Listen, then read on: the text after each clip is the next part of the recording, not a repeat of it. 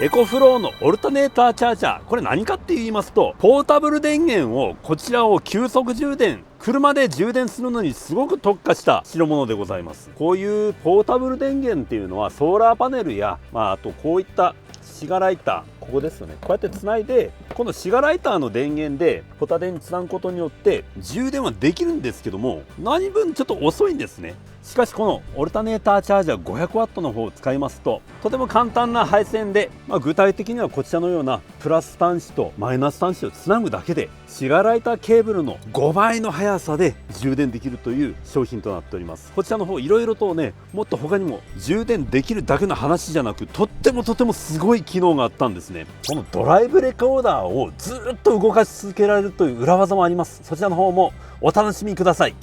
では実際にこちらの方のエコフローのオルタネーターチャージャーを使ってこの海岸をドライブしてどれぐらい充電できるか、こちらのデルタ3プラスではこの 17% の状態で単純にこうやってドライブしている間にどれぐらい貯まるか、そしてドライブ中にね、詳細とか特徴を言っていきたいと思います。車の走行時間中に 500W の充電ができます。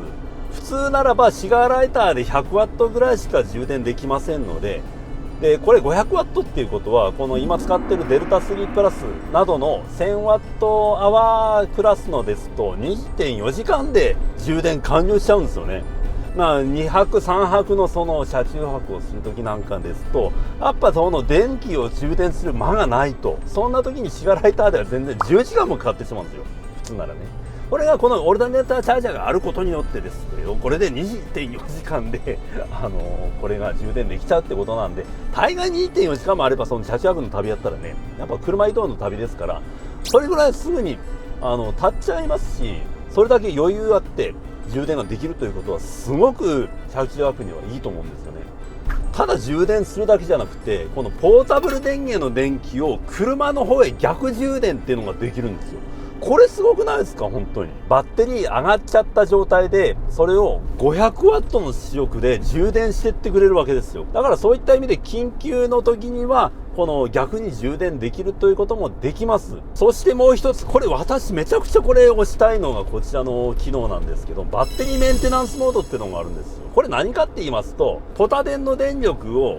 100W マックスで車のバッテリーに補充していくんですね。どうしても車って長いこと放置してると自然放電っていうのがありまして、その間に半月ぐらいほっぽってっていたらなんかものバッテリーが上がっちゃってもう動かないとかってあるとか、僕これが本当に今日言いたいんですけど、ドラレコの常時監視なんですよ。これはすげえ使えるなっていうのがありまして、この辺このメンテナンスモードが僕めちゃめちゃ言いたいことなんで、後でまた深掘りしますけどもね。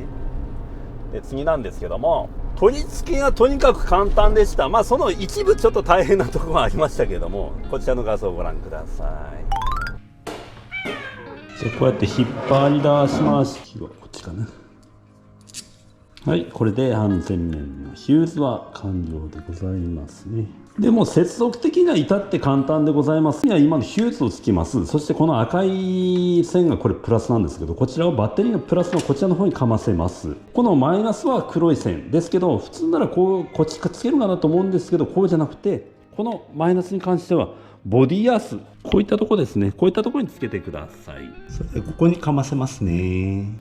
ボディアースさせていただきました。一応穴に通すのが面倒なんかなって思うぐらいですね。この本体のここへつなぐんですね。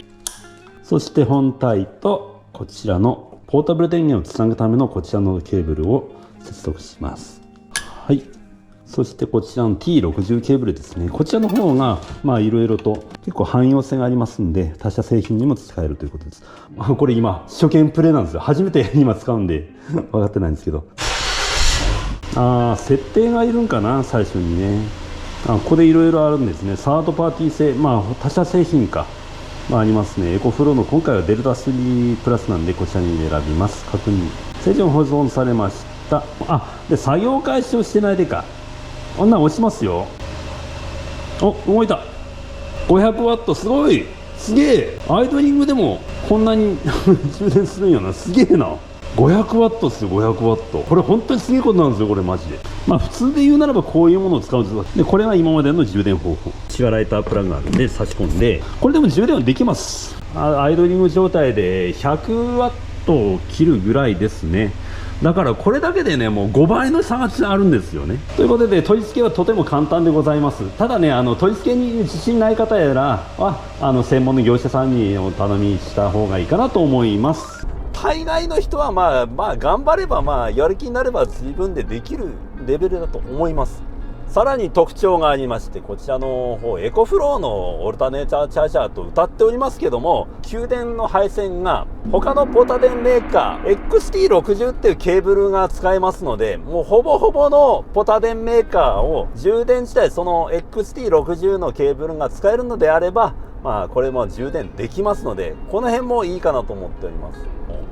ただ一つ注意点があります。こちらのオルタネーターチャージャー500に関しましては、XT60 っていうケーブルなんですけども、そちらの方では逆充電、メンテナンスモードは使えません。別売りの5000円ぐらいかなの XT150 ってケーブルを使っていただき、なおかつその XT150 がつながるポタ電ですね。エコフローで言うならば、エコフローだけになっちゃうんかな。エコフローのデルタシーズ以上、リバーシーズになるとごめんなさい、使えないって感じなんですけど、そういった風なちょっと制限はありますけども、それ持ってらっしゃったらもうめちゃくちゃ最強のドラレコ監視ができると思いますんで、後でお楽しみください。そして次のポイントですけども、安全性ですよね。この機械に関しましては耐熱性に優れた、窒化ガリウムのテクノロジーを採用しているため、極めて安全に効率よく充電を行うことができますということです。1時間10分経ちましてですね、ただいまポタ電の容量が 72% まで戻りました。素晴らしいです。そして今分かったことなんですけども、こちらの方ね、無駄にね 500W の電力を充電に回してるわけではなく、車の状況下においてこの発電容量とかバッテリー容量とかの状況を見ながら、今これ電圧 13V バッテリーの方の充電圧かなに対してこの発電量が今少ないっていうことで、電力、この充電電力が 380W とか 200W とかにも下がったりとかしてるんで、ちゃんとね、この車をいたわった、ちゃんと余剰電力を供給してるっていうのが分かりますね。こういった点は素晴らしいと思っております。素晴らしいです。3日4日間テストしてきましたんで、その結果報告。逆充電モード、あとメンテナンスモードに対してちょっとその辺の感想と結果を言っていきたいと思います。エコフローさんからの資料によりますと、1000Wh クラスのポタ電だと 2.4 時間で充電可能って書いてあったんですね。で、ホームページ上では 2.1 って書いてあったんですね。これは何の差かなと思ったんですけども、ちょっとこれ公式見解を聞いてないんであれなんですけども、今現在この 500W の充電ができてるんですけども、2.1 時間で 1000Wh クラスのポタ電が充電できるっていうのは、この 500W がずっと続いた状態だと思います。実際3日4日間走って分かったことは、この 500W っていうのは常々出てるわけではないわけですね。あとエアコンとかですよね。エアコンとか曇った時なんかのこの熱線、これですよね。これとかめちゃめちゃ電気食うんですね。こういうのを使ってくると、余剰電流が減ってくるので、ポタ電への充電電力が 300W ぐらいまで落ちる時もあります。あとは普通に走っていればもうね、走行で回転数上がってますんで 500W は常に出てるんですけども、市街地とか行くとやっぱどうしてもこの停車発進とか繰り返すとなると、やっぱちょっと 500W マックスでできないって考えると 2.4 時間っていうのが妥当なんかなっていうのが実際思い入ったところでございます。で、何よりその車中枠に対してソーラーパネル持って歩くっていうのも手なんですけども、こういったやっぱ薄曇り、この辺でもやっぱね 220W のソーラーパネルでも 100W は充電できないと思うんですよね。条件のいい状態で 220W は出ますけども、天候に左右されやすい、あとはもう雨降ったら全然ダメですから、 1000Wh クラスのこのポタ電が 2.4 時間で充電できるっていうのはすごく強みだと思います。そしてお待ちかねのドライブレコーダーを長期間駐車でずっと監視するって時に使えるというポタ電のドラレコのバックアップについてお話ししたいと思います。これも実際4日間使っての結果なんですけども、結果から言うと連続で4日ぐらい持てばいいかなと思っております。ただ4日間監視を続けた上ですけども、車のバッテリーが満充電で4日間ですから、ポタ電でのバックアップが消えた後も車のバッテリーの通常の24時間監視の機能を使えば、それからプラス1日ぐらいは持つと思うんで、僕の予想では4日間ぐらいは低ビットモード常にもう録画してる状態で24時間だから、衝撃を受けた時だけ録画するんでなくて、もう常に録画する状態、これが3日4日は使えるってのが分かりました。そのメンテナンスモードなんですけども、アプリのバッテリーメンテナンスをしていただいて、充電からバッテリーメンテナンスに切り替えます。そうしますと、エンジン切らなきゃ。エンジンを切った時からポタ電から車のバッテリーで充電されております。ただこのモードはメンテナンスモードですから、空になったバッテリーを 500W の電力で充電するモードとは違い、最高 100W マックスで徐々に車のバッテリーを満充電にしていきます。バッテリーの状態を確かめながら充電の電力を制御していることが分かりました。今現在は 53W っていう結構大きい電力出てますけども、満充電じゃない状況です。で、実際これも検証したところ、この緩い電力で4時間ぐらいでこの電力の出力がゼロになりました。ですので停車時にね、これずっとこんな 50W がずっと続くわけではなくて、あくまでもバッテリーが満充電になったらこれ 0W になって、微弱電流で車のバッテリーの電圧を 14V で保った状態で電気を流しておりますのですけども、スクリーンショットでの検証なんですけども、4月24日の23時台ですね、こちらの方でメンテナンスモードが 21W ってなっておりますけども、時間経って1時間後ぐらいには 18W まで落ちて、で0時9分で 17%で、最終的にねこちらの方が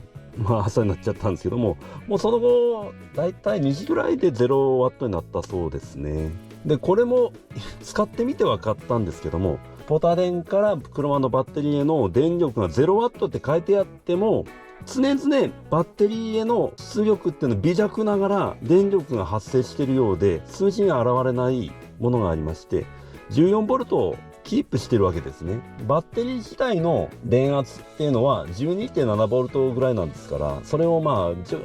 ゆるーく電気を流してるせいで、このポタ電の電力っていうのは結果的なことを言うと、微弱な電力の流れとオルタネーターチャージャーへの作動電力が重なっていって、徐々にこのポタ電の電力は減っていくわけで、それがだいたい3日間だと思ってください。減るのがね、 100% が 10% ぐらいになるまでに3日間で減ると思ってください。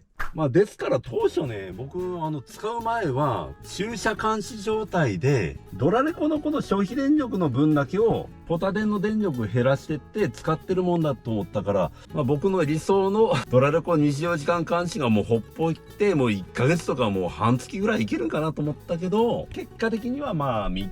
ぐらいを思ってた方がいいかなと思うんですけど、3日間も持ったらすごいと思うんですよ。でドラレコの24時間監視っていうのは基本的に車のバッテリーに依存しております。でバッテリー電圧っていうのは基本 12.7V ぐらいかな、最高なんですけども、それがだんだん減らしていくんですけども、減らしていくことによってもうちょっと